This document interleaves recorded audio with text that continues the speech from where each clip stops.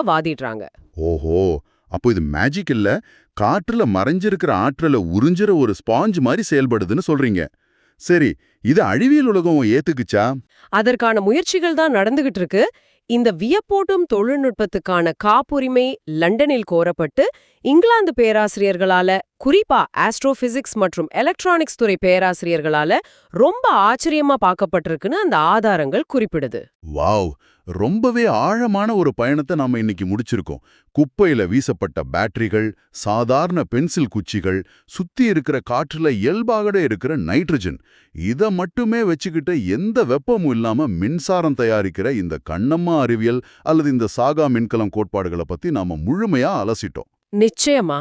ஆனா இது இன்னும் முறையான காப்புரிமைக்காகவும் உலகளாவிய அறிவியல் சமுதாயத்தோட அங்கீகாரத்துக்காகவும் காத்துக்கிட்டு இருக்குங்கிறதையும் நாம ஞாபகத்துல வச்சுக்கணும். கண்டிப்பா. இந்த குவாண்டம் ஓபன் சர்க்கியூட், இரட்டை காலியிடம் போன்ற தத்துவங்களெல்லாம் அறிவியலின் விளிம்பில் நின்று கேட்கப்படும் மிக ஆழமான கேள்விகள். இத நிரூபிக்க இன்னும் பல சோதனைகள் தேவைப்படலாம். உண்மைதான். அறிவியல்ல எப்பவுமே கேள்விகள் தான் புதிய கண்டுபிடிப்புகளுக்கு வாசலை திறக்கும். சரி, இந்த அலசலை கேட்டுக்கிட்டு இருக்கிற உங்ககிட்ட ஒரு இறுதியான சிந்தனையை விட்டு செல்ல நான் விரும்புறேன். சற்று யோசிச்சு பாருங்க. ஒருவேளை எதிர்காலத்தோட எல்லையற்ற ஆற்றல் அப்படிங்கிறது பல பில்லியன் டாலர்கள் செலவு செஞ்சு பல ஊர்களின் பரப்பளவுக்கு கெட்டப்படுற அதிக வெப்பத்தையும் கதிர்வீச்சையும் உமிழும் பிரம்மாண்டமான அணு உலைகள்ல இல்லாம நம்மை சுற்றி உள்ள காற்றுல ரொம்ப அமைதியா உழவி கொண்டிருக்கிற அணுக்கரு மென்விசைகளிலும் இந்த இயற்கையான ஐசோடோப்புகளிலும் ஒளிஞ்சிருந்தா எப்படி இருக்கும்? இத்தனை நாளா நம்ம கண்ணுக்கும் பழைய எக்ஸ்ரே மெஷின்களுக்கும் பிடிபடாத அந்த மர்மமான குவாண்டம் உலகத்துக்குள்ள மனித குலத்தோட அடுத்த கட்ட ஆற்றல் புரட்சி நமக்காக காத்துக்கிட்டு இருக்கா? கொள்ள யோசிச்சு பாருங்க. மீண்டும் அடுத்த ஆழமான அலசலில் சந்திப்போம்.